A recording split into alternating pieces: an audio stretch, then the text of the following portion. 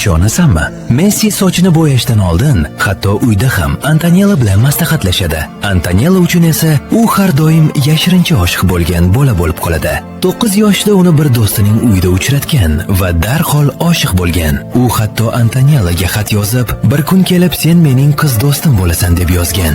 Garchi ismini xato yozgan bo'lsa ham. 2005-yilda Antonella og'ir lahzalarni boshdan kechirganida Messi zudlik bilan Argentinaga borgan. Ko'pchilik o'shanda ularning do'stligi munosabatga aylangan deb hisoblaydi. 2007-yilda ular bir necha bor birga suratga tushgan, lekin hech qachon ommaga o'z munosabatlarini tasdiqlamagan. O'sha vaqtdan beri hammaga ular birga ekanligi ayon bo'ldi. Qiziq tomoni shundaki, Antonella hech qachon katta futbol ishqibozi bo'lmagan. Antonella bilan Messi oddiygina Leo bo'ladi. Super yulduz bo'lmaydi. 2010 yilda Antonella Ispaniyaga ko'chib o'tgan va uzoq masofadagi munosabat